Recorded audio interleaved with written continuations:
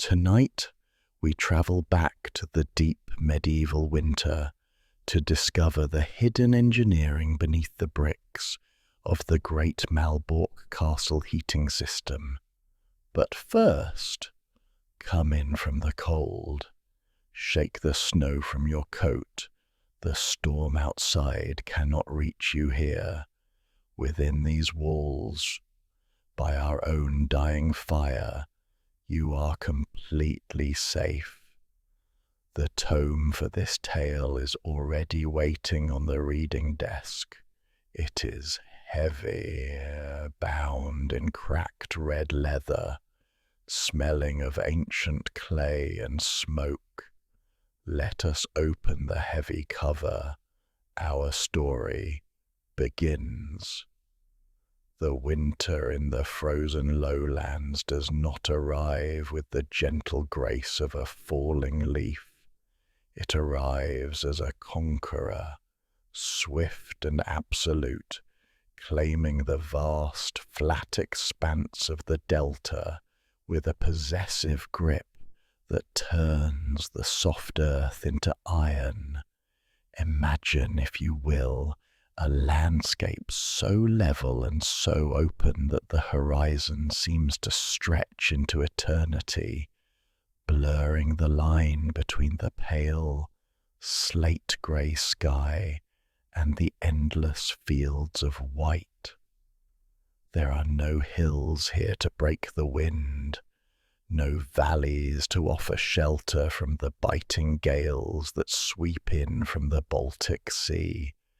The wind travels for miles, gathering speed and cruelty, whispering across the frozen marshes until it finds the only thing strong enough to stand in its path. The red brick castle of Malbork rises from this desolation like a mountain of man's making. The contrast is startling to the eye. Against the blinding monochromatic white of the snow and the dull grey of the heavy clouds, the castle burns with the colour of dried blood and fired clay. But even these mighty walls, built by the Teutonic order to withstand armies and time itself, must endure the assault of the frost. The wind does not merely blow here. It strikes, it slams against the high curtain walls with a hollow, mournful thud that vibrates through the stone, a sound like a giant hand knocking, demanding entry. Stand close to the brickwork now. You can see the frost clinging to the rough surface of the clay, a delicate crystalline lace that sparkles with a cold, indifferent beauty.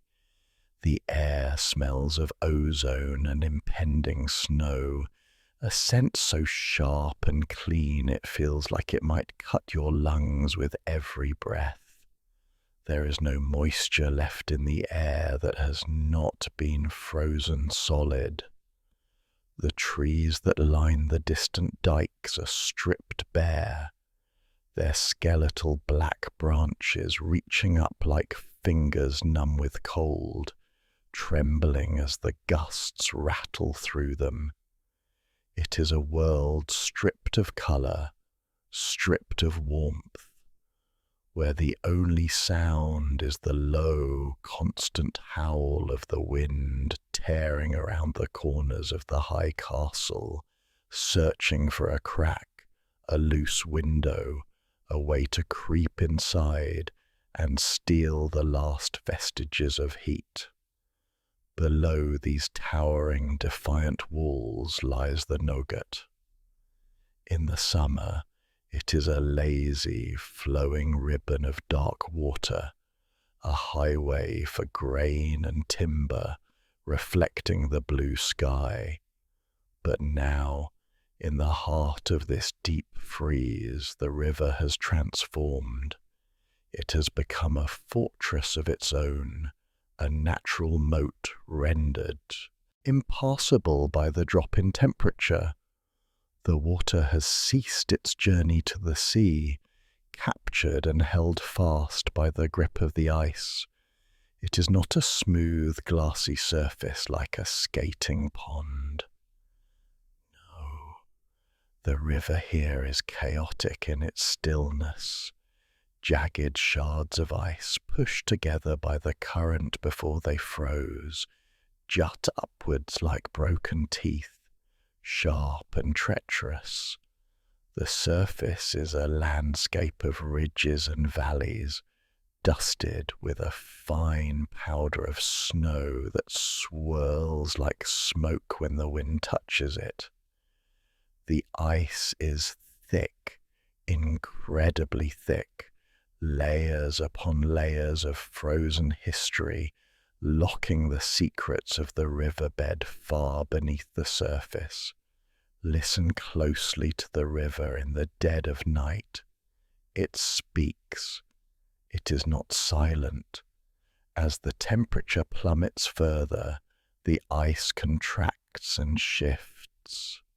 You can hear the deep, resonant groans of the river, a sound that starts low in the belly of the earth and travels up through the soles of your boots. It is a booming, cracking sound, like thunder trapped beneath the surface or the snapping of 1,000 wooden masts.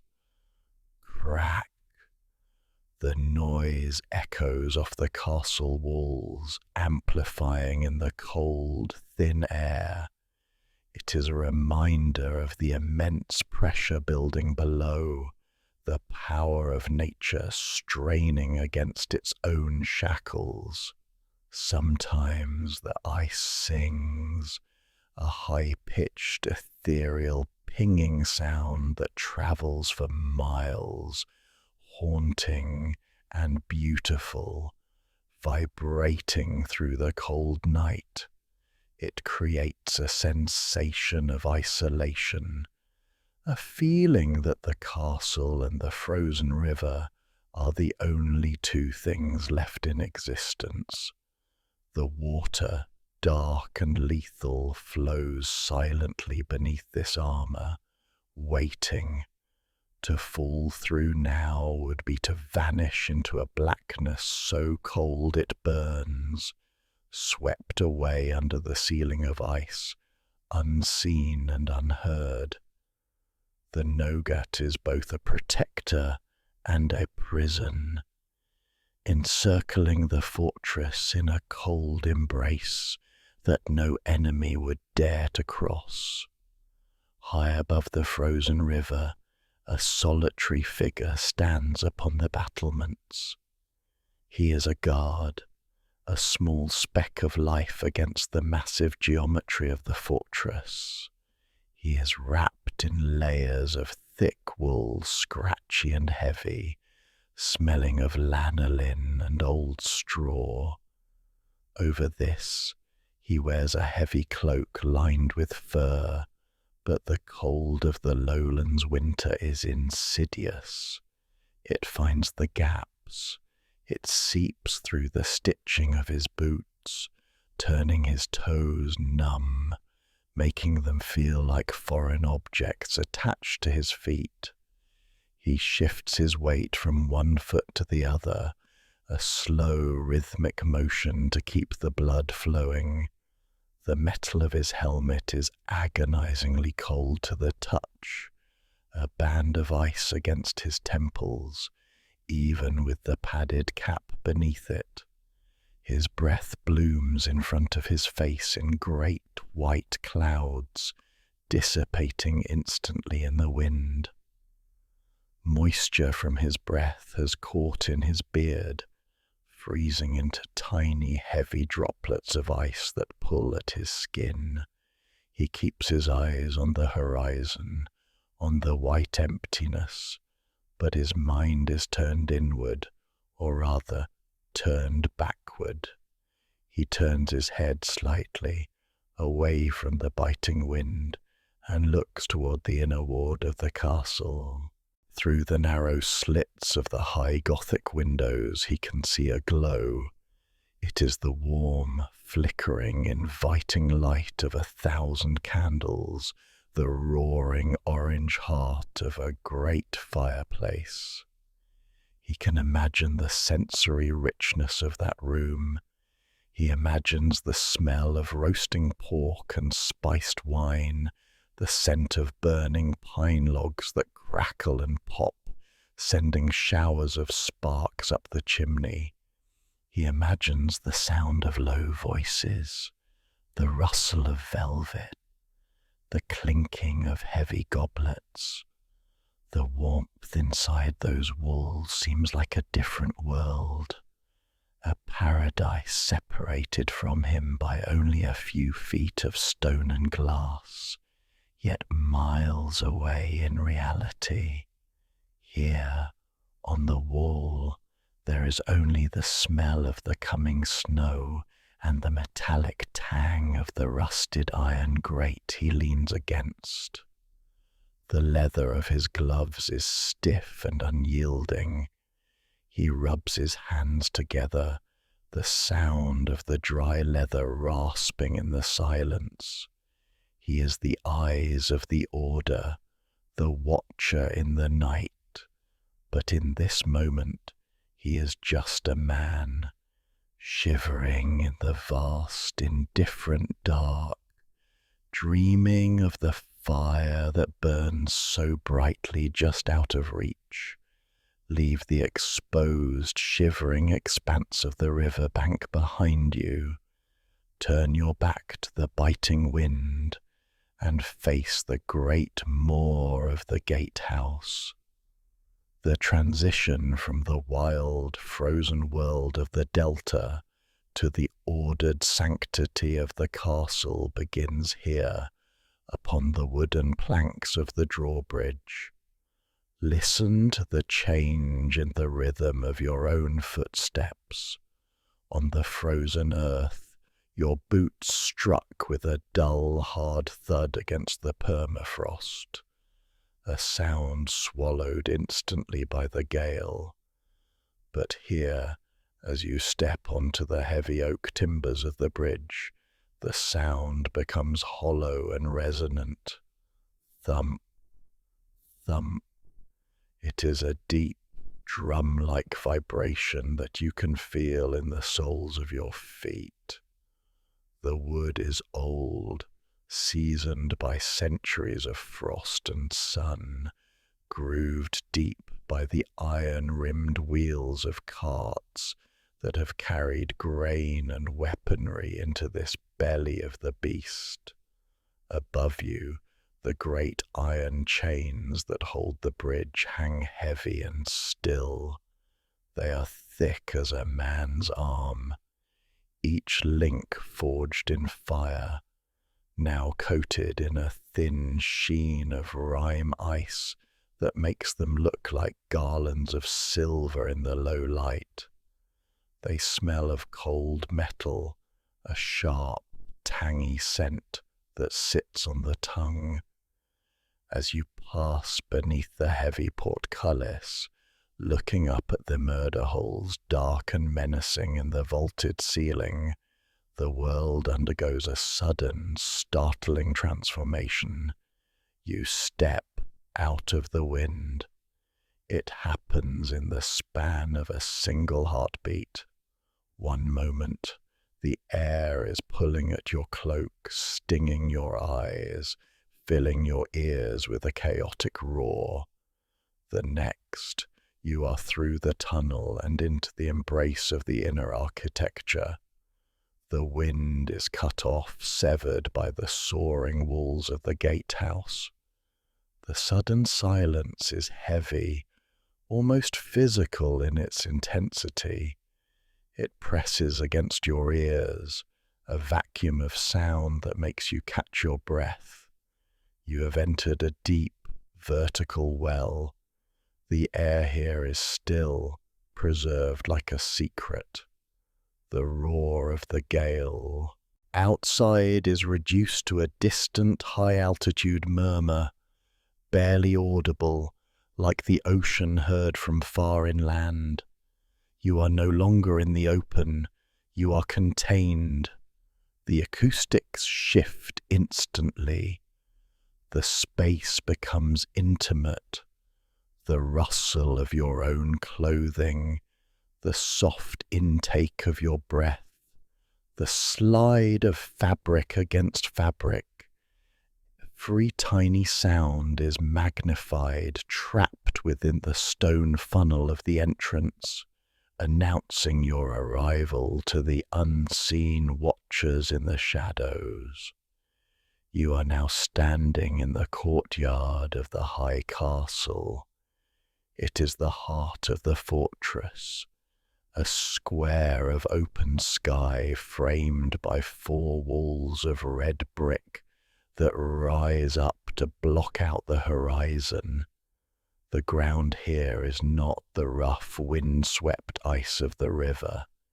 It is covered in a pristine, untouched blanket of snow that has fallen straight down through the square opening above, settling gently, flake by quiet flake.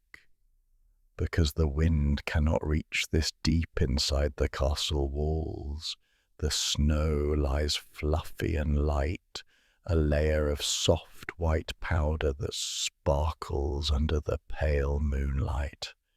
It looks like sugar spun by a confectioner, too perfect to disturb. But you must cross it. Take a step. Crunch. The sound is exquisite in the silence. It is not the wet slap of slush, but the dry, high-pitched creak of extremely cold snow compressing under weight. It sounds like the crushing of stiff starch or the breaking of 1,000 tiny glass vials.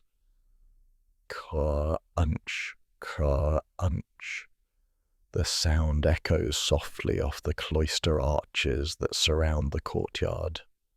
These Gothic arches, with their pointed tops and elegant ribs, act like the sounding board of a great instrument, catching the noise of your movement and whispering it back to you. Look at the footprints you leave behind. They are sharp, defined molds of blue shadow, sunk into the white surface. The air here smells different than it did by the river. It lacks the raw ozone bite of the open storm. Instead, the air in the courtyard is still and cold, carrying the faint, dusty scent of old mortar and the damp, earthy smell of the deep well that sits in the center of the square. The well is covered by a wooden roof, a small peak of snow upon it, standing like a silent sentry. As you walk, the snow clings to the leather of your boots.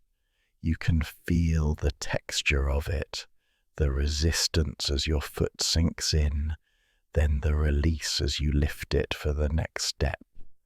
The silence between each step is profound. It is a silence that commands respect, a silence that has been accumulating here for hundreds of years, settling in the corners of the brickwork like dust. Pause now, in the center of the courtyard, and look up. The sky is nothing more than a geometric shape, a square of dark velvet pinned between the steep, red-tiled roofs of the castle wings. You're at the bottom of a canyon of man's own creation. This is the first true sensation of isolation. Standing here, the world outside, the frozen river, the sweeping plains, the distant villages, feels as though it has ceased to exist. Those things belong to a different reality. Here, there is only the order. The walls are not just barriers, they are a heavy, comforting blanket. They are thick, meters and meters of solid clay and stone, absorbing the chaos of the world and leaving only this peaceful, terrifying stillness. You feel a profound sense of safety, but it is a safety born of confinement. The castle holds you. It wraps around you. The sheer mass of the high castle exerts a gravitational pull, grounding you. You can feel the weight of the history in the bricks, millions of them, each one placed by a hand long since turned to dust, stacked to create this sanctuary of separation. The cold here feels different too. It is a still cold, a waiting cold. It seeps from the walls themselves, a stored chill that radiates from the massive masonry. Yet it feels safer than the wind. You are sheltered. You are hidden. If an army were to stand at the gates and scream, you would barely hear them. You are in the womb of the fortress, disconnected from time, disconnected from the elements. There is a dim light spilling from a window in the cloister, a warm yellow rectangle cast onto the snow. It does not reach far, swallowed quickly by the shadows of the arches. It suggests life, deep within the labyrinth of rooms and corridors. But out here, in the courtyard, you are alone with the architecture. You are a secret kept by the stones. The sense of solitude is absolute, a heavy velvet cloak that settles over your shoulders, weighing you down, slowing your heart, tuning your senses to the frequency of the ancient silent brick. Turn away from the silent snowy courtyard. Find the narrow arched doorway tucked into the shadow of the western wing. It is a humble entrance, unadorned and heavy, built of oak planks bound with iron straps that have blackened with age. When you push it open, the hinges do not squeak. They groan with a low, heavy sound, as if waking from a long slumber. Cross the threshold and begin the descent. The stairs are steep and narrow, cut from rough-hewn stone that has been worn smooth in the centre by generations of boots. With every step you take downward, the world above changes. The biting, sterile cold of the winter air begins to retreat, clawing at your back for a moment before surrendering. You are leaving the domain of the wind and entering the domain of the earth. The atmosphere here transforms. It becomes thicker, heavier. You can feel it filling your lungs, a density that is almost palpable. It is no longer the thin, sharp air that stings the nose. It is air that has weight, air that carries a history. The smell of the snow and the ozone fades, replaced by a complex, ancient bouquet. It is the scent of dry dust, of scorched mineral, of wood smoke that has settled into the very pores of the mortar. It smells of the deep earth, a dry, baking scent like pottery fresh from the kiln. As you descend further into the cellar, the darkness is absolute, save for the flickering light of a single torch in a sconce on the wall. The flame dances nervously in the draught, casting long, jumping shadows against the vaulted brick ceiling. Touch the wall as you go down. Upstairs, the bricks were icy, stinging the fingertips. Here, they are tepid. Lower down, they are warm. By the time you reach the bottom of the stairwell, the walls are radiating a gentle, dry heat that seeps through your gloves. You have arrived in the Hypocaustum. The silence of the courtyard is gone. Here, there is a sound, a low, constant vibration that hums in the air. It is a deep, resonant thrumming, like the purring of a colossal cat sleeping in the dark. It is the sound of energy. It is the sound of heat being born. In the center of this cavernous, vaulted chamber stands the source of the castle's life. It is not merely a fireplace. It is a marvel of engineering, a mechanical heart designed to pump warmth through the veins of the fortress. It is the great furnace. Stand before it and witness the genius of the order. The structure is massive, a beast of brick and iron that dominates the room. But the true secret lies within its belly. Above the firebox, supported by great arches of fire-resistant brick, lies a chaotic, magnificent pile of stones. There are hundreds of them, thousands. River stones, field stones, rounded granite boulders collected from the fields of Prussia. They are piled high, a mountain of rock trapped within the furnace walls. They are the battery of the castle. Look through the heavy iron grate. The fire below has done its work. The stones at the bottom of the pile are no longer grey. They are glowing. They pulse with a deep, angry cherry-red light, translucent with heat. Higher up, the stones are dark, but they are soaking up that energy, storing it, holding it tight within their dense mineral cores. You can feel the heat standing 10 paces away.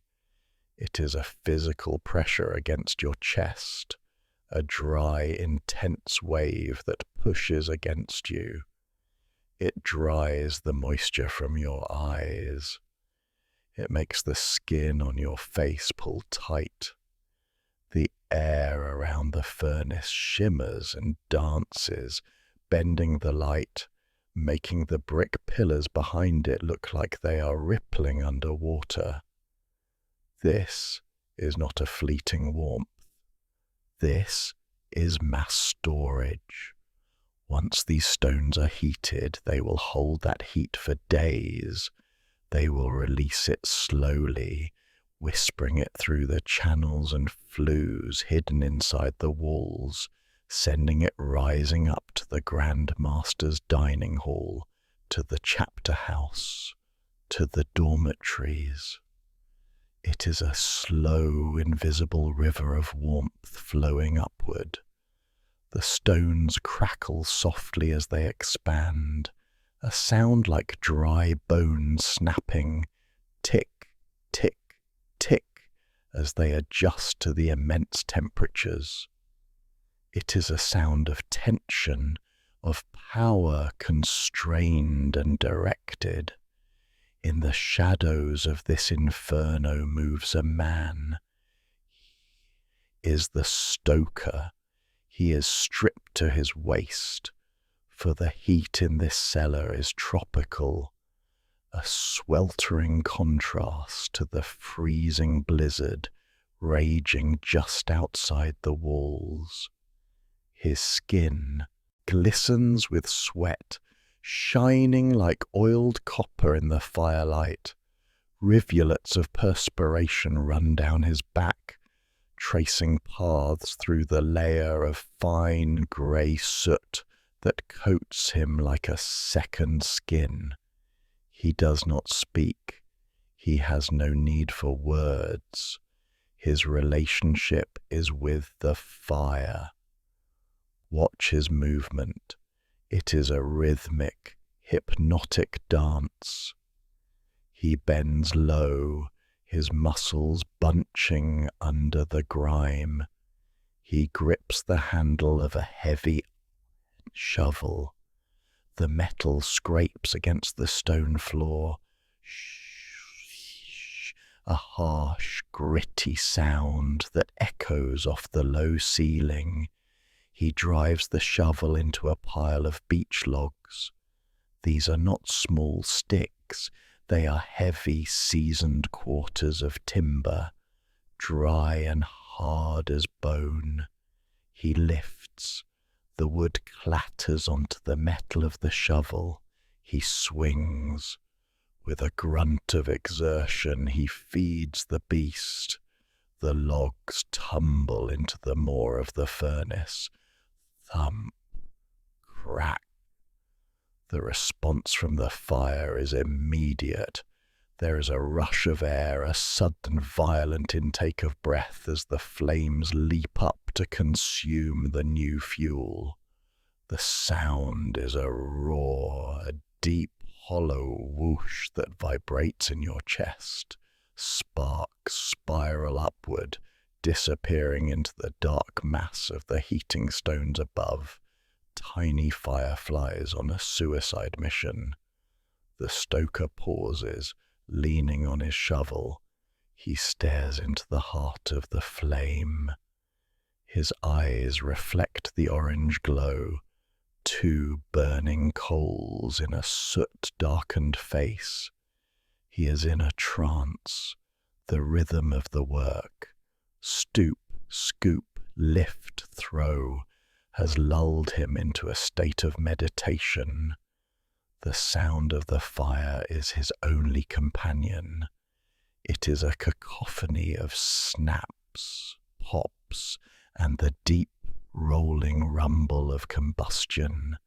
It is a primal scene. Here, deep beneath the refined architecture of the high castle, beneath the gold leaf and the prayers, a man fights a never-ending battle against the cold. Every log he throws is a prayer of a different kind. Every bead of sweat is an offering. He feeds the heart of stone so that the heart of the castle may continue to beat. The fire crackles, loud and hungry, and the man wipes his brow with a blackened hand, ready to begin the cycle again. Leave the sweating stoker and the roaring maw of the furnace behind. Follow the invisible path of the heat. It is here that the magic of the castle truly begins, in the hidden, hollow spaces that lie between the bricks. The warmth does not simply radiate outward into the cellar. It is harnessed. It is captured. Imagine the anatomy of these walls. To the naked eye, from the outside, they appear as solid, impenetrable blocks of red clay, built to withstand the impact of catapult stones. But inside they are a labyrinth.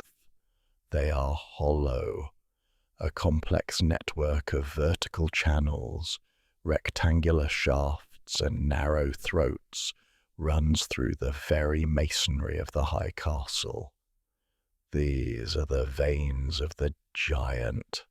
The air, now superheated by its contact with the glowing mountain of stones, begins its journey. It is no longer the heavy, damp air of the cellar. It has been transformed. It is dry. It is scorching. It is light. It leaves the chamber, of the furnace and is funneled into these hidden arteries. There is no sound of machinery here. There are no pumps, no grinding gears, no bellowing fans. The movement is silent. It is the silence of a held breath. If you could press your ear against the inner brickwork of the shaft, you would hear only a faint, rushing whisper, the sound of a dry wind moving through a canyon of baked clay. The air carries with it a specific scent. It is the smell of intense dryness. It smells of dust that has been toasted, a scent that is clean and mineral, like a hot stone plucked from a fire. It travels up, rising through the darkness of the walls, moving past the dungeons, past the storehouses, ignoring the cold that tries to penetrate from the frosted exterior. It is a secret river of energy, flowing upwards in the dark, separated from the living souls of the castle by only a layer of brick, yet entirely unseen. It warms the masonry as it passes, turning the cold, hard walls into radiators that hold the heat long after the fire below has died down. This ascent is a triumph of physics, a silent defiance of gravity. Consider the nature of this heat. By all rights, the winter should own this stone.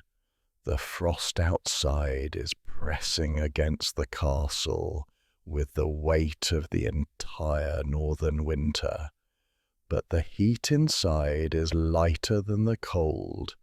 It is buoyant. It possesses a desperate need to rise, to flee the cramping pressure of the cellar and seek the expansion of the upper world. As the hot air climbs these chimneys of clay, it expands, it pushes, it seeks every avenue of escape. It floods the voids beneath the floors of the Great Refectory and the chapter house. It is a ghost, an invisible spirit of warmth that haunts the building. The engineering is precise. The channels are not random. They are calculated to deliver the most heat to the places where the brethren gather, and less to the corridors where they merely pass. The heat does not know it is serving a holy order.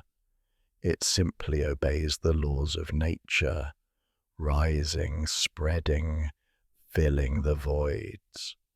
You can feel the evidence of this journey if you place your hand on the floor of the room above.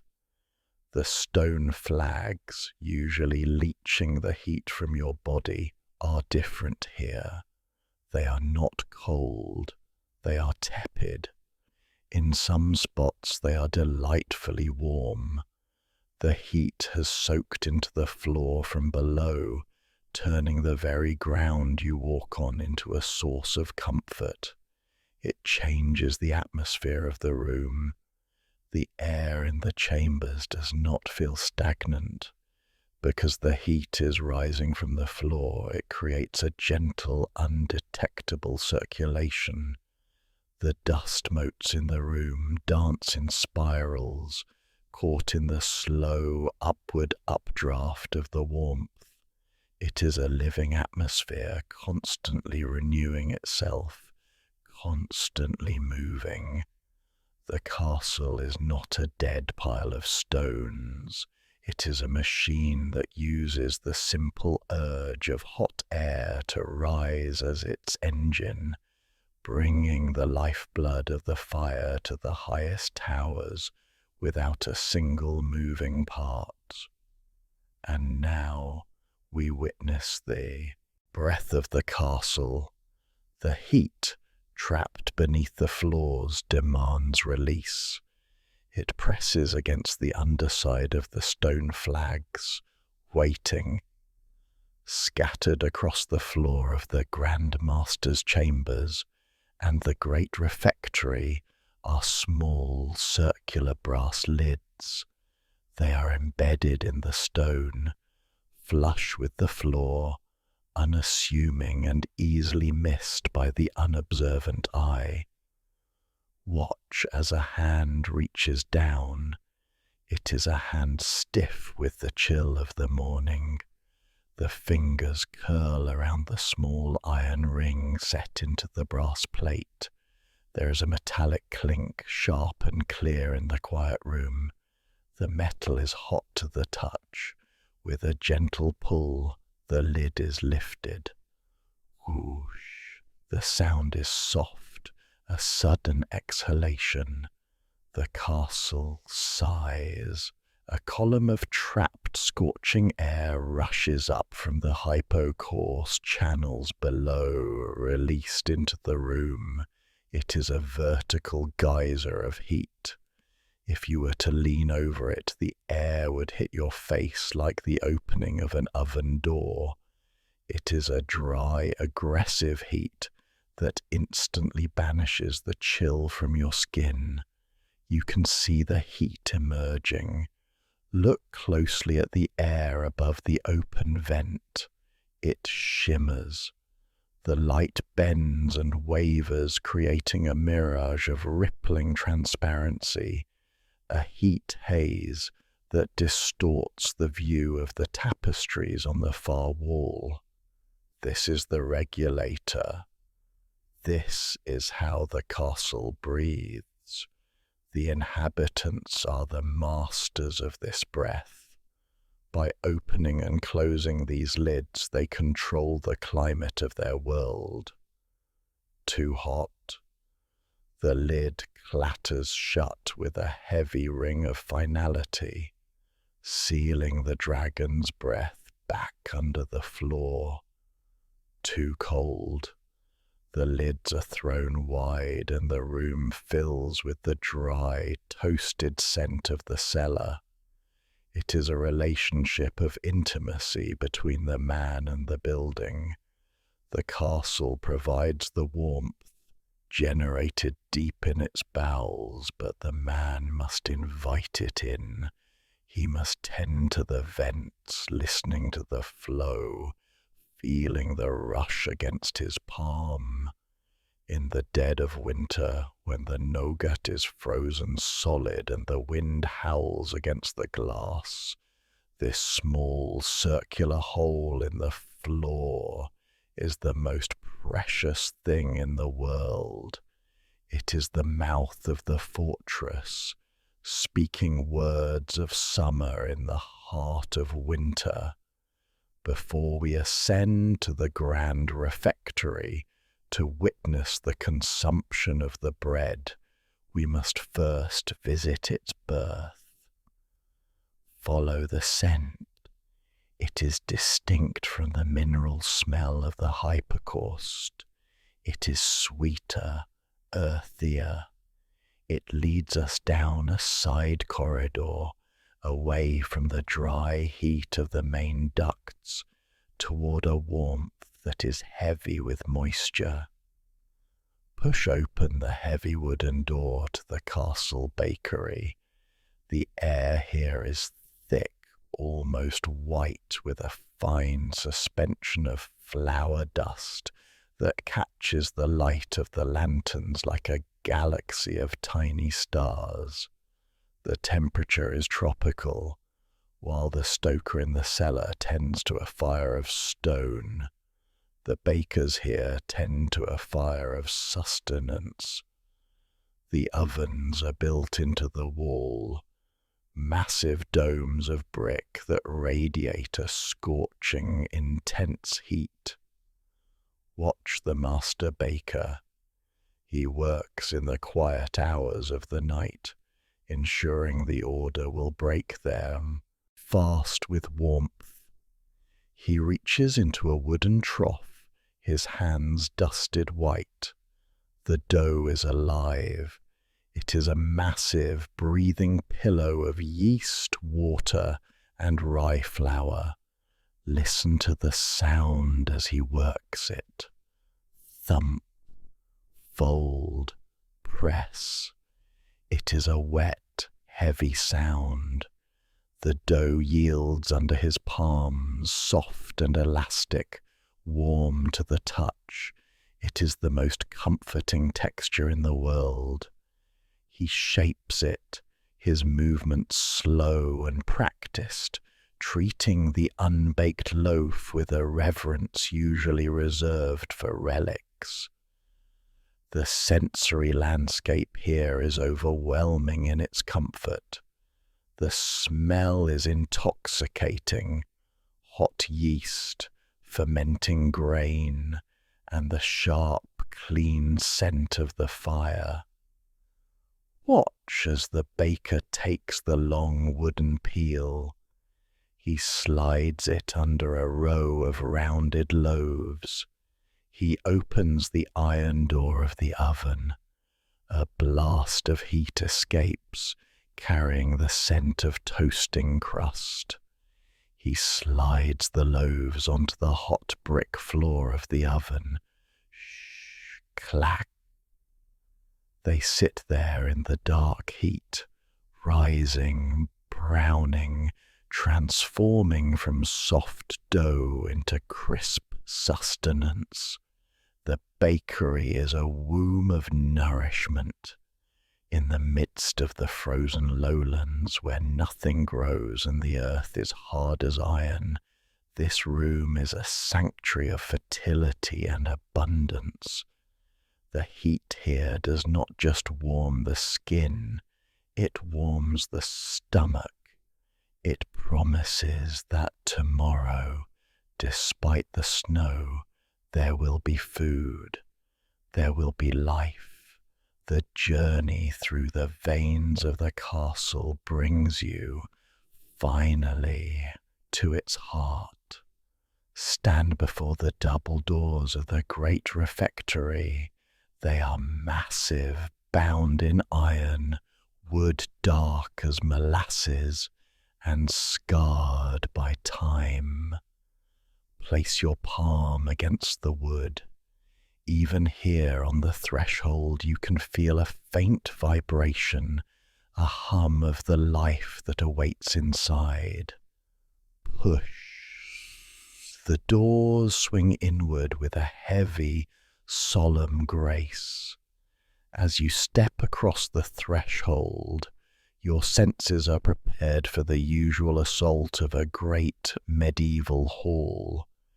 You expect the damp chill of a cathedral, that biting, cavernous cold that settles in high places where the sun cannot reach. You expect to see your breath blooming in white clouds before your face. You expect to shiver. But the Great Refectory defies expectation. The space is immense. It opens up before you like the interior of a great stone beast. The ceiling soars, a masterpiece of Gothic engineering, where the ribs of the vaulting spring from slender central columns like the branches of palm trees frozen in stone. It is a forest of masonry, and light, painted with delicate frescoes that catch the flickering light of the candles. It is a space designed to humble the soul, to make a man feel small before the glory of the order. And yet it is warm. The contrast is disorienting. The sheer volume of air in this room is staggering, enough to hold a storm, yet the air is gentle.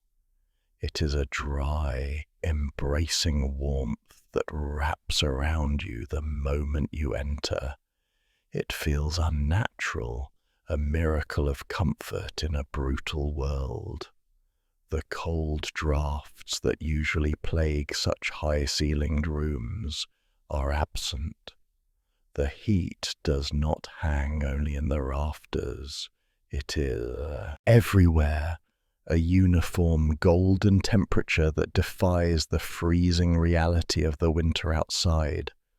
The windows are tall and pointed, filled with stained glass that rattles slightly in the wind. But the frost that tries to creep across the panes melts and weeps down the glass, defeated by the invisible shield of the room's atmosphere.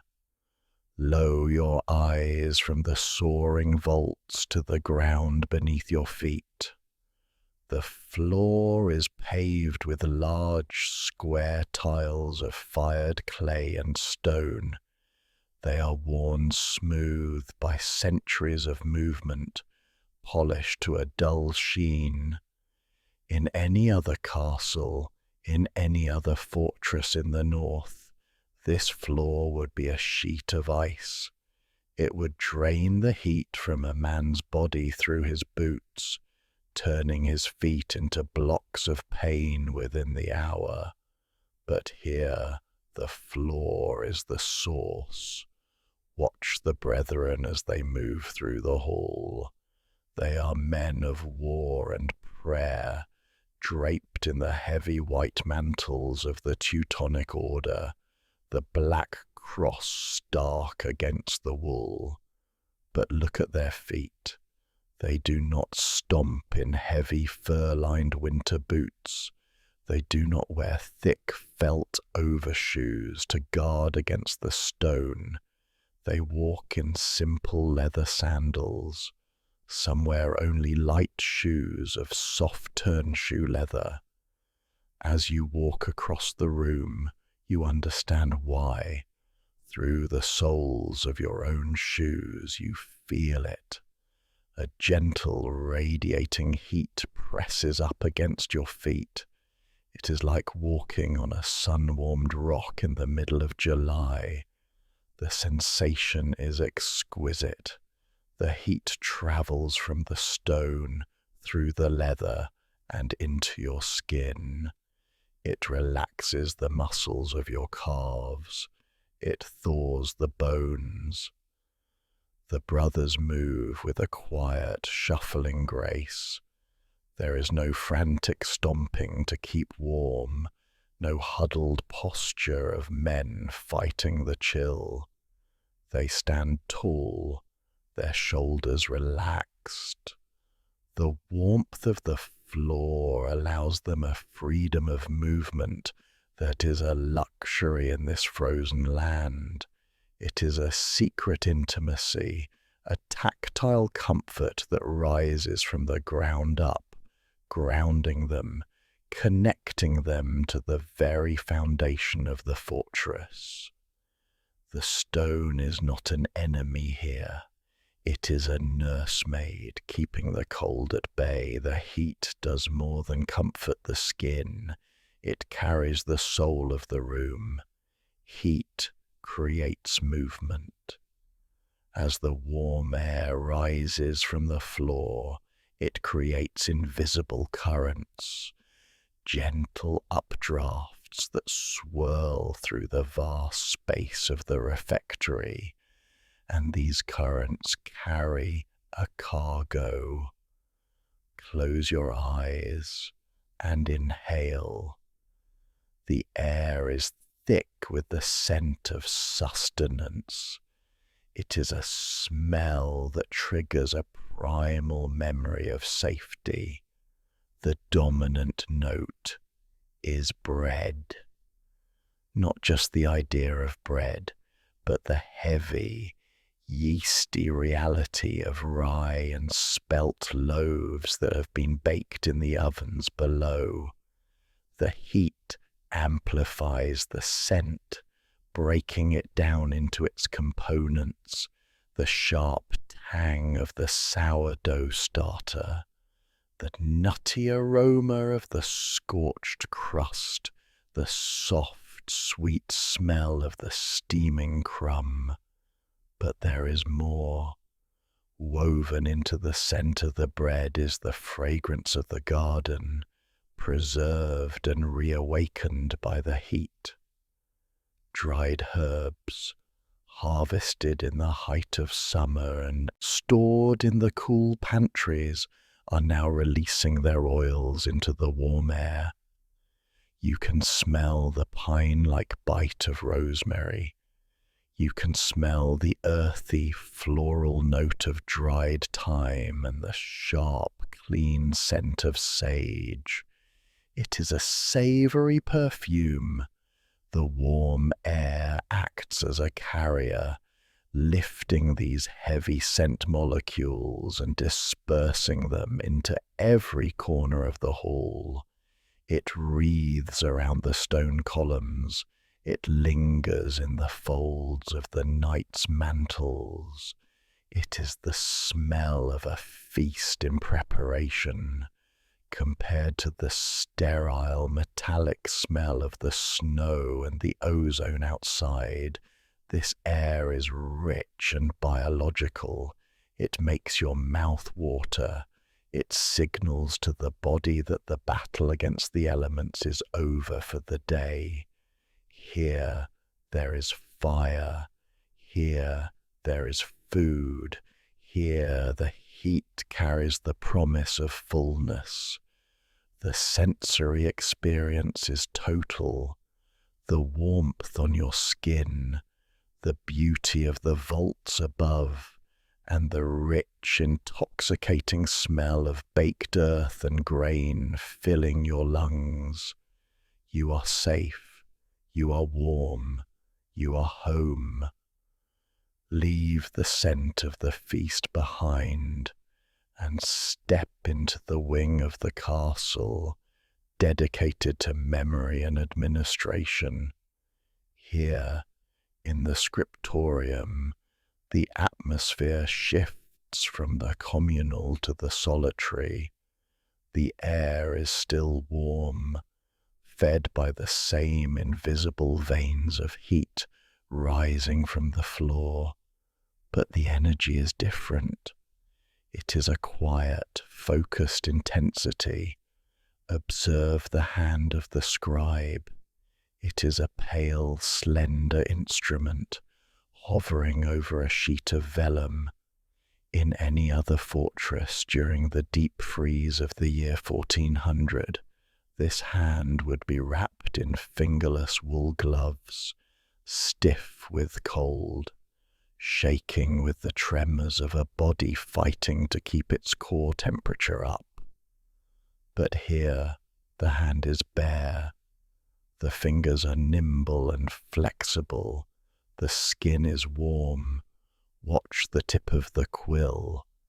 It dips into the inkwell. This small vessel of black liquid is a silent testament to the genius of the Malbork heating system. In the bitter cold of the Prussian winter, ink is a treacherous thing. In the unheated towers of lesser lords, the ink freezes in the pot. It turns into a black slush, useless and granular. Scribes in other lands must breathe on their ink or hold the pots over candles, fighting a losing battle against the frost that seeks to stop the flow of words. But here, the ink is perfect. It is a dark, glossy pool, viscous and smooth as oil. It smells of iron salts and oak galls, a sharp chemical tang that cuts through the dusty air. The quill lifts, carrying a heavy drop of the black fluid. It touches the parchment. The ink flows instantly, a willing servant to the scribe's thought. It does not drag or clump. It glides. The scribe works in a bubble of thermal comfort. Because the room is heated from the floor up, his feet are warm, and this warmth travels up his spine, relaxing his shoulders allowing for the precise microscopic movements required for the Gothic script. The letters are formed with razor-sharp edges, the flourish is sweeping and confident.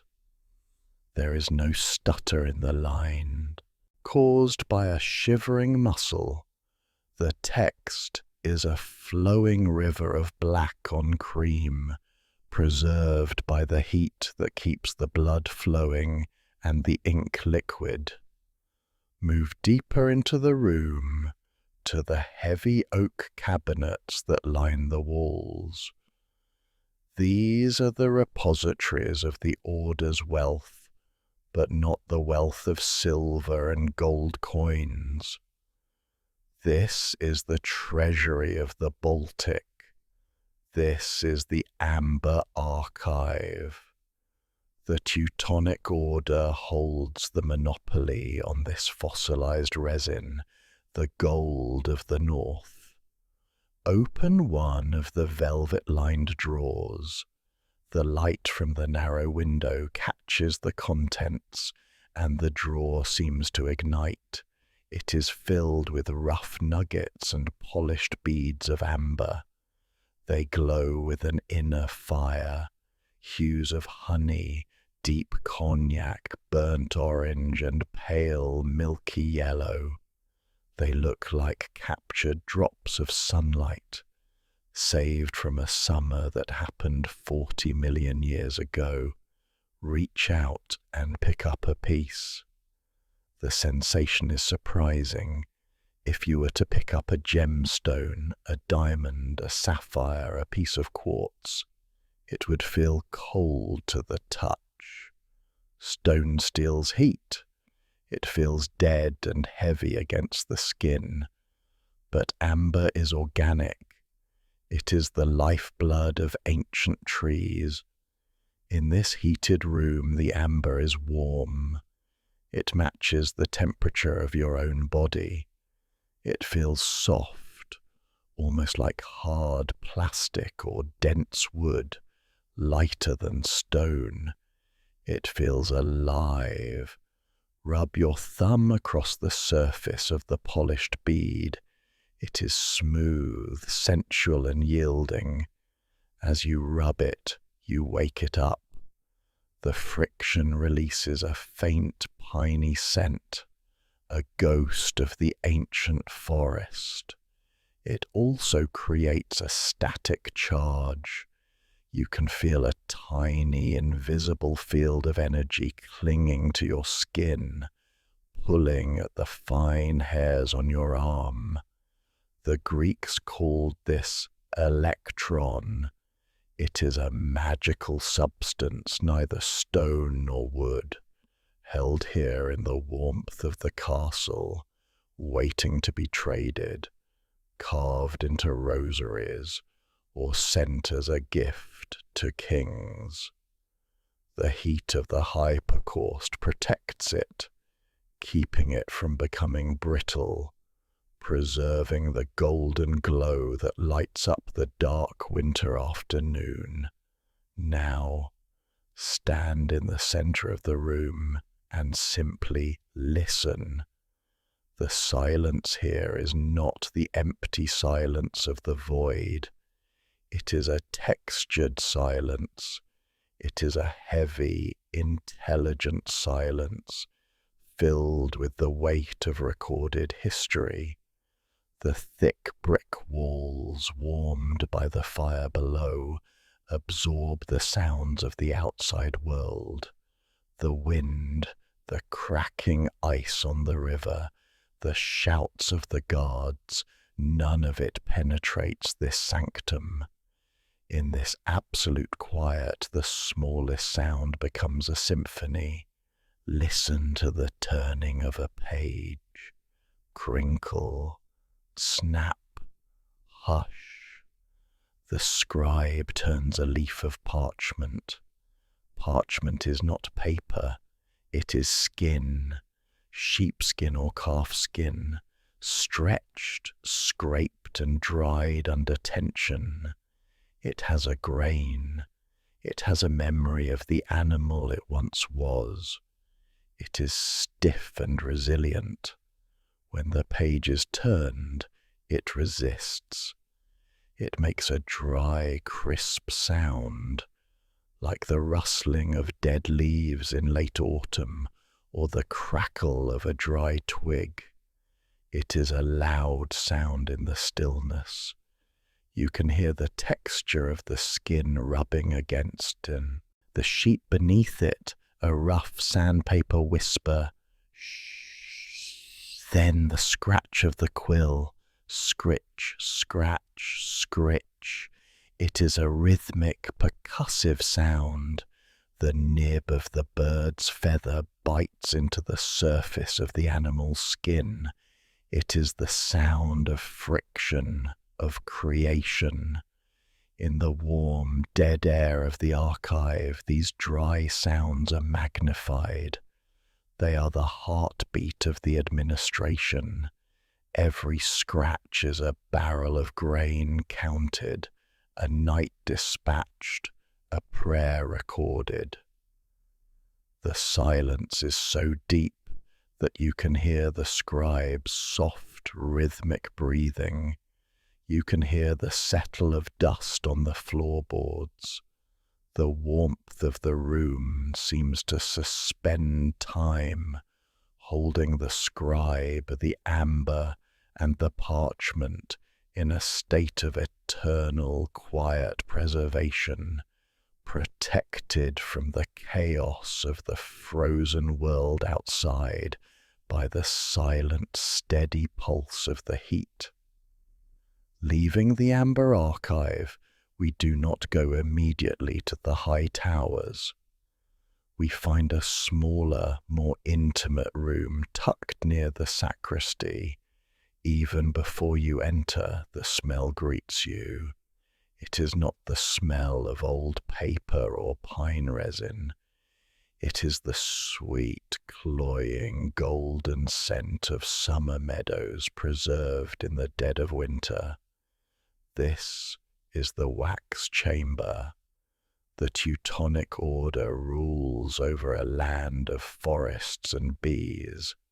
Honey is their sugar, but wax is their light. In this room, the harvest of 1,000 hives is being processed. In the center of the room stands a large copper cauldron, suspended over a gentle charcoal brazier. The heat here is soft and fragrant. Look into the cauldron. The yellow beeswax is melting. It is a slow, mesmerizing transition from solid to liquid. It turns into a pool of translucent gold, swirling slowly with the convection currents. The scent is overpowering in the best possible way. It smells of wild flowers, of clover, of linden trees, blooming in a July sun that feels like a dream right now. To inhale in this room is to breathe in the memory of warmth. A brother sits at a long table, dipping wicks. It is a task of infinite patience. He holds a frame with long strings of linen. He lowers them into the hot wax. Dip. He holds them there for a heartbeat, letting the wax soak into the thread. Lift. He pulls them up. The wax cools instantly in the air, forming a thin, pale skin over the string. He waits. He dips again. Dip, lift, cool. Layer by layer, the candle is born. It grows thicker with each cycle, a tree ring of wax added with every dip. The only sounds are the bubbling of the cauldron and the soft dripping of the excess wax falling back into the pot. Drip, drip, drip. The candles created here will light the chapel, the refectory, and the bedside of the Grand Master. They are batteries of light, storing the energy of the summer sun to be released during the long, dark nights of the northern winter. The room feels sticky, warm, and slow, like time itself has been caught in amber. Leave the hum of the scriptorium and the communal warmth of the nights behind. Ascend the final winding stairwell that leads to the pinnacle of the fortress hierarchy. You are entering the palace of the Grand Masters. Here, the atmosphere undergoes yet another refinement.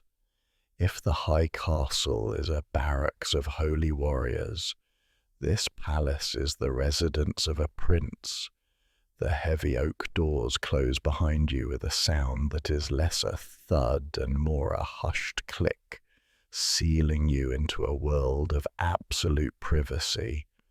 The stone walls here are not bare brick. They are plastered and painted with vibrant frescoes, scenes of chivalry and scripture in rich ochres, greens, and azures that seem to glow in the soft light. The air in the Grand Master's chambers possesses a texture of luxury. It is not merely heated, it is curated. The warmth rising from the Hypocaustum vents in these rooms feels different, perhaps because it is trapped not by rough stone, but by heavy tapestries of wool and silk that hang from the ceiling to the floor. These fabrics dampen the acoustics, absorbing every stray echo, creating a silence that is soft, muffled, and deeply restful. Walk across the floor. Here, the warm tiles are often hidden beneath thick woven carpets imported from the East, gifts from diplomats and traders. The heat seeps through the intricate patterns of the rugs, rising as a gentle, pervasive warmth that feels like standing in a sunbeam. The scent here is complex. It is the smell of expensive beeswax polish used on the heavy furniture. It is the faint, sweet smoke of frankincense lingering from private prayers. It is the smell of power at rest. There is a feeling of separation here. In the dormitory, the brothers sleep in rows, a collective unit. Here, there is space. The ceilings are high and starry, painted to resemble the night sky, but a sky that is warm and sheltering. The Grand Master sits in his carved chair, wrapped in a robe of velvet lined with miniver, not to ward off the cold, but to signify his station. The heat allows him to shed the heavy, cumbersome layers of the soldier. He can work, read, or think in a state of physical ease that is almost scandalous in the midst of such a brutal season. Walk to the western wall. There is a tall lancet window here, set deep into the masonry. It is a masterpiece of the glazier's art, composed of small roundels of glass held together by lead strips. Step up to it. From this vantage point, you possess the eyes of a hawk. You look down upon the frozen world from a position of godlike detachment. Below you, the Nogat River is a jagged scar of white and grey, locked in its icy paralysis. You can see the tiny, dark figures of guards patrolling the distant walls, huddled against the wind, their footprints erased almost instantly by the drifting snow. You can see the smoke rising from the chimneys of the peasant huts in the town below. Desperate, thin ribbons of grey against the white sky. Place your hand near the glass, but do not touch it. You can feel the radiating cold of the pane, a distinct layer of chill that stops abruptly an inch from this surface, held back by the pressure of the warm air in the room. It is a boundary line between two realities. On one side of this thin, translucent membrane is a world of death, of exposure, of a cold so profound it can stop a man's heart. On your side, mere inches away, is a tropical microclimate. The contrast is visually stunning. The world outside is monochromatic, a study in blue shadows and blinding white highlights. The world inside is golden, lit by the warm hues of the fire and the beeswax candles, reflecting off the gold leaf of the wall paintings.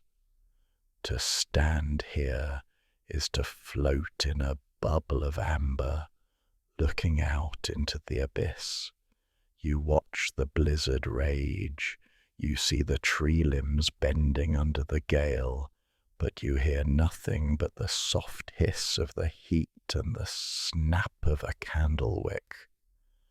The storm is reduced to a silent, moving picture, a performance put on for your amusement. Turning back to the warmth of the room, a realization settles in. This heating system, this engineering marvel of stones and channels, is not just about comfort. It is a statement of supreme power. In the medieval world, winter is the great equalizer. It kills the peasant and the king alike if they are exposed. It halts armies. It dictates the rhythm of life. To conquer winter is to conquer nature itself. The Teutonic Order, in constructing this fortress, has declared war on the elements and won. The Grand Master does not merely rule over the land, he rules over the temperature. While the pagan tribes in the forests are shivering in their furs, huddled around smoky open fires, the Order dwells in a castle that breathes warmth from its very bones. It is a psychological weapon as much as a physical one. When a visiting diplomat or a rival knight steps into these chambers, shaking the snow from his cloak, he is instantly assaulted by the invisible wealth of the Order. He feels the heat rising from the floor and realizes he is dealing with a force that commands the hidden energies of the earth. This is the ultimate expression of the Order's dominion. They have tamed the fire, channeled it, and forced it to serve them in silence. The Grand Master, sitting in his warm, quiet room, looking out at the frozen waste, is a testament to the triumph of engineering over environment. He is the master of the stone, the master of the fire, and from this warm, golden tower, he looks out at the cold world not with fear, but with the calm, detached gaze of a man who has forgotten what it means to shiver. The day has retreated, pulled away by the setting sun, leaving the castle to the possession of the night. You are standing at the entrance to the cloisters of the high castle. The busy hum of the day is gone. The heavy oak doors of the refectory are bolted shut. The world has contracted to this narrow rectangular path that encircles the courtyard. Lift your lantern. The flame behind the thin horn pane flutters, casting a weak, trembling sphere of yellow light. It is a small island of clarity in an ocean of shadow. As you begin to walk, the light moves with you, and the castle seems to move in response. Look at the ceiling. The rib vaulting of the cloister is a masterpiece of geometric order, a repeating pattern of brick arches that spring from the walls like the ribs of a great leviathan. In the daylight, they are static and solid, but now, by the flickering light of your lantern, they come alive. The shadows of the ribs are thrown against the curved ceiling, long stretching fingers of darkness that grasp and release with every step you take. They dance, they sway. The architecture feels fluid, as if the castle is breathing around you. To your left is the solid, reassuring wall of the inner rooms, warm to the touch. To your right is the open arcade looking out into the courtyard. The darkness there is absolute. It is a solid block of black ink pressing against the open arches. The snow in the courtyard is invisible now, swallowed by the void. You are walking on the edge of a cliff. A narrow ledge of light suspended between the heavy warmth of the brick and the freezing, bottomless dark of the night. The contrast is sharp and hypnotic. You are a traveller in a tunnel of light, carving your way through the solid stone of the darkness. Pause your walk in the cloister and step through a side archway into the chapter house. If the cloister is a tunnel, this room is a forest. Lift your lantern high. The light climbs the slender granite columns that rise from the floor. As your eyes follow them upward, you witness a miracle of masonry. The columns do not end, they bloom. The ribs of the vaulting fan out from the capitals like the fronds of a palm tree, spreading across the ceiling in a graceful, organic web. It is known as a palm vault, a memory of the Holy Land carved into the brick of the north. The shadows cast by these ribs interlock and separate as you move your light, creating a shifting canopy of darkness above your head. The acoustics of this room is legendary. It is designed to carry the voice of the Grand Master to every corner without him ever raising a whisper. Test it. Take a deep breath and let it out slowly. The sound leaves your lips and is instantly caught by the palm ribs.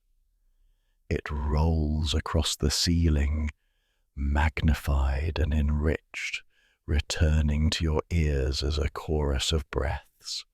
The room sings back to you.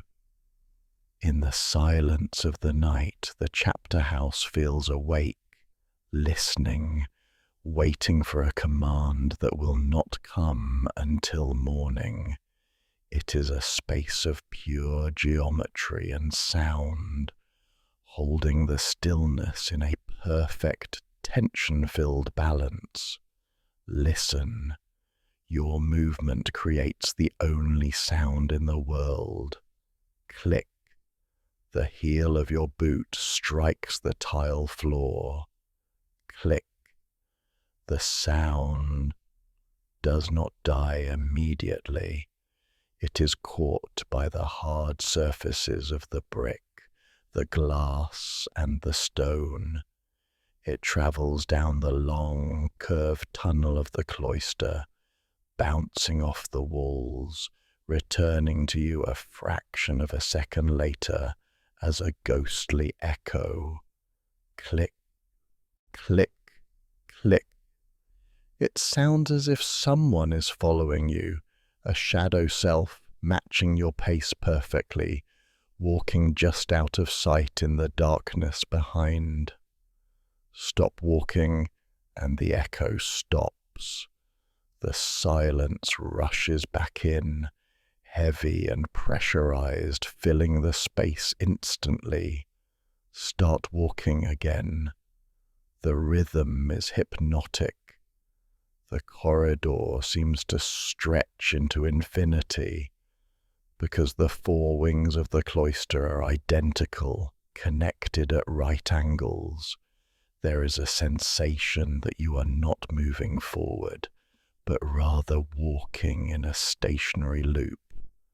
The same pointed arches, the same red brick, the same dancing shadows pass you by, over and over again. Perspective plays tricks on the eye here. The converging lines of the floor and the ceiling meet in a vanishing point that is swallowed by the gloom ahead. You are walking towards a destination that never arrived. The sense of scale is distorted. You feel small, a temporary spark of life moving through the eternal, unmoving geometry of the order. The castle does not care that you are walking here. It simply exists, a vast, echoing chamber that amplifies your solitude until it feels like the only truth in the world. Suddenly, a shape detaches itself from the shadows ahead. It is a figure, white wool, a black cross. Another brother is walking in the square. In the daylight there would be a greeting, a nod, a word, a clasping of hands. But this is the time of the great silence. From the final prayer of the evening until the first mass of the morning, the tongue must be still. The air must not be broken by human speech. As you draw closer to the figure, the tension in the air changes. You are two souls occupying the same narrow channel of stone.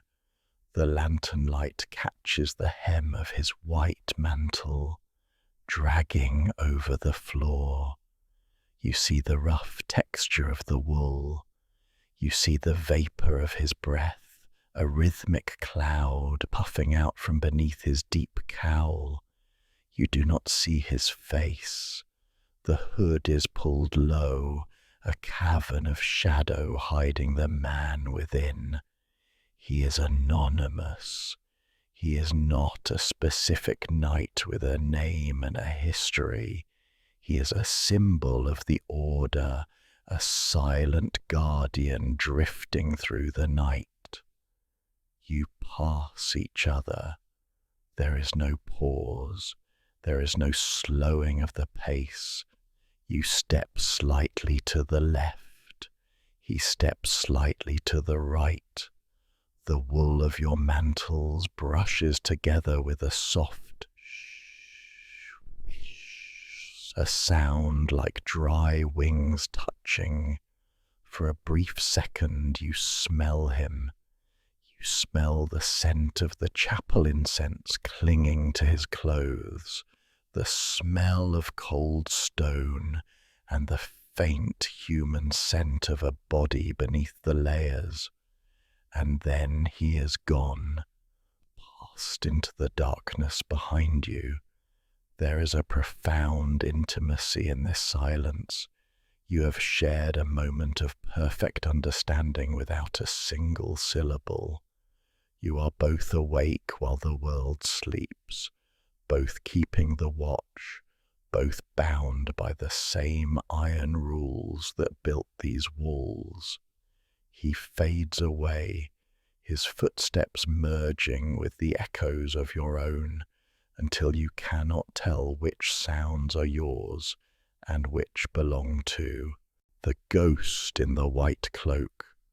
You are alone again, left with the rhythm of your boots and the long dancing shadows of the ribs.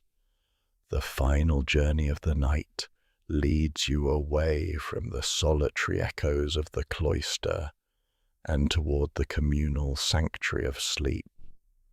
You stand before the entrance to the dormitory. It is not merely a room, it is a hall of vast proportions, stretching out into the gloom, a cathedral dedicated to rest. Lift the iron latch. It is cold to the touch, polished by the hands of 1,000 brothers who have come this way before you. The door swings open with a low, heavy groan, a sound that signals the end of duty. Cross the threshold. Immediately the atmosphere changes. You are greeted by a wall of warmth, but it is different from the sharp, roasted heat of the refectory or the dry, paper-scented air of the scriptorium. This is a humid, living warmth. It is the heat of the Hypocaustum rising from the floor, mingling with the slow, rhythmic breathing of sleeping men.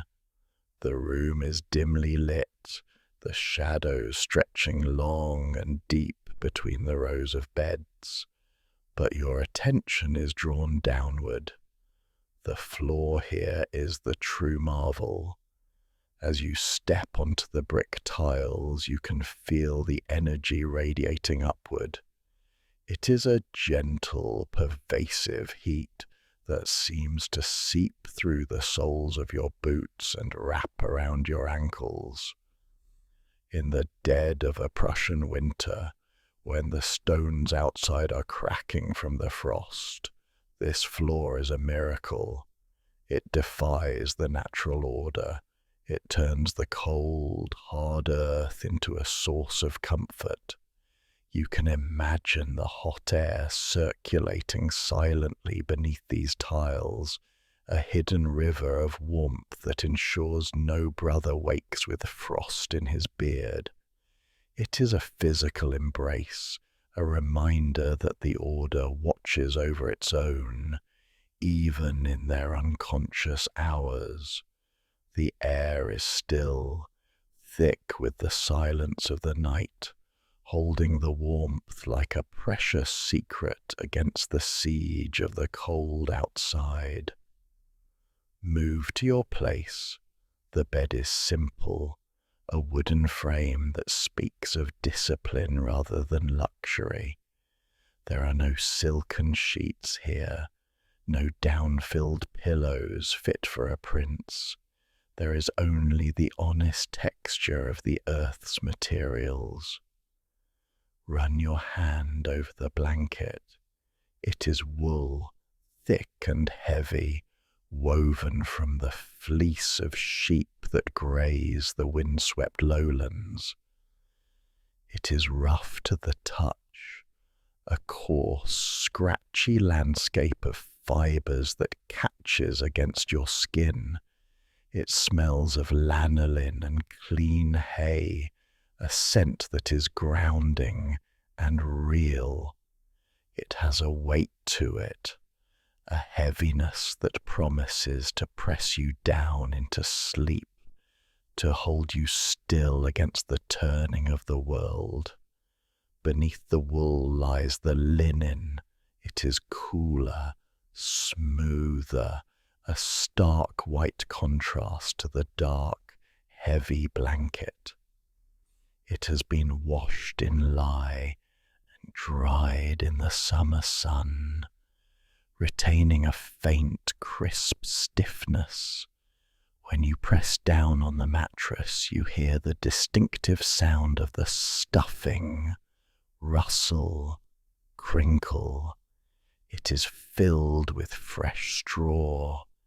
It is not the silence of feathers, but the whisper of dried stalks. As you sit, the straw shifts and settles, conforming to the shape of your body. It is a sound of the fields, a dry, grassy whisper that speaks of the harvest. Prepare yourself. The removal of the outer habit is a ritual of shedding weight. The heavy white mantle, the belt, the sword, they are laid aside. You are left in the simple linen undergarments. The contrast of textures is sharp. The rough, warming scratch of the wool blanket as you pull it up to your chin, and the smooth, cool glide of the linen sheet beneath you. The bed warms quickly, trapping the heat of your body, creating a cocoon of temperature that isolates you from the vast, dark space of the hall.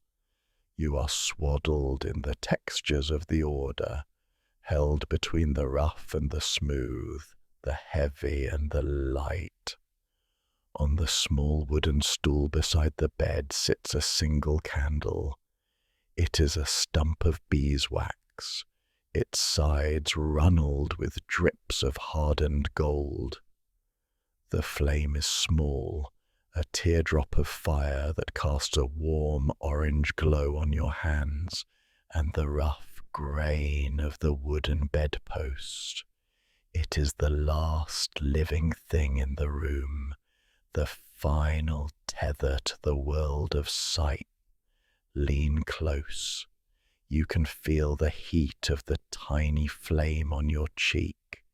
You can hear the faint sputter of the wick, the microscopic consuming of the wax. The light reflects in your eyes, a tiny spark in the surrounding darkness.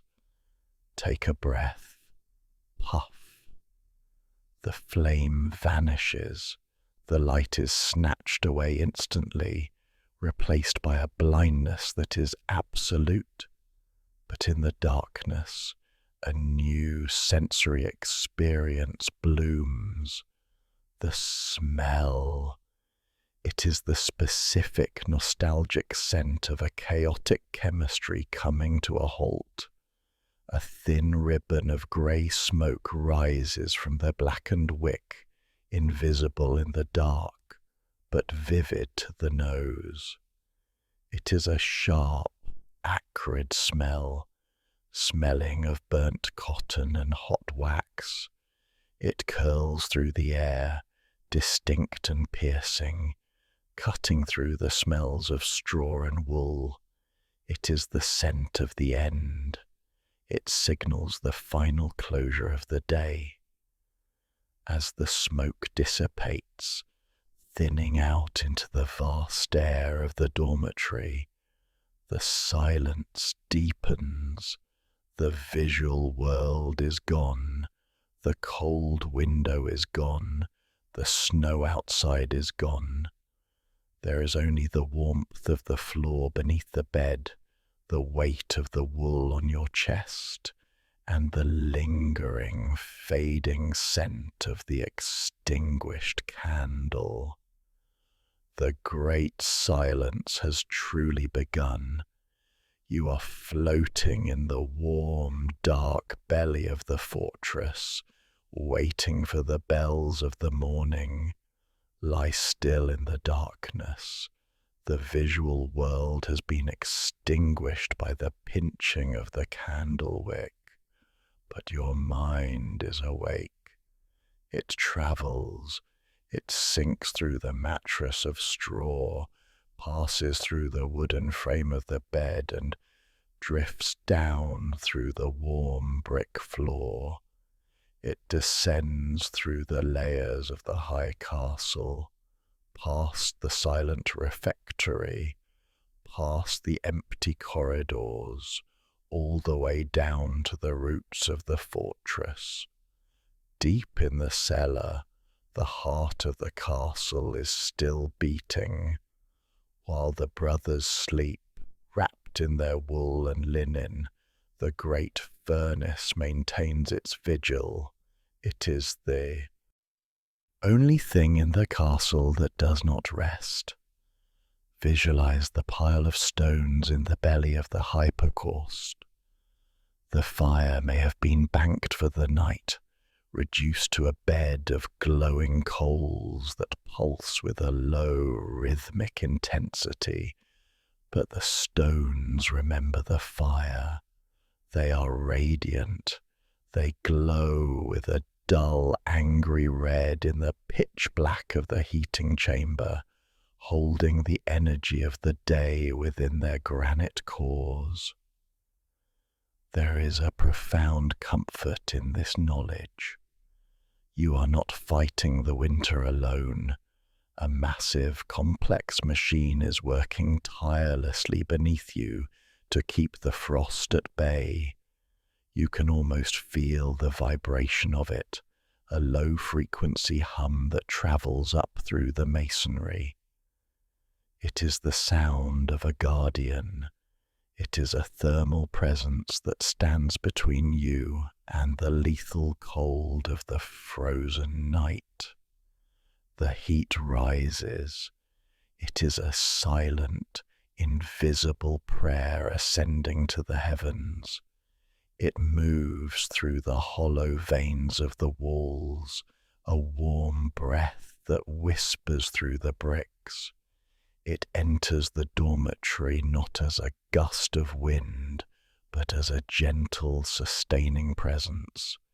It ensures that the air you breathe is tempered, that the blood in your veins does not slow, that the sleep you enter is not the sleep of the frozen, but the restorative rest of the protected. The furnace is the sleepless sentry, the dragon tamed and chained in the basement, breathing its warmth up to cradle you in the dark. Your body accepts this offering.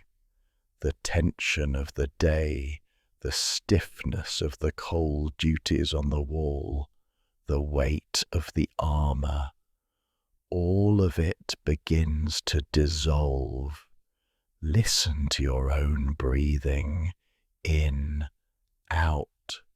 It slows, it deepens.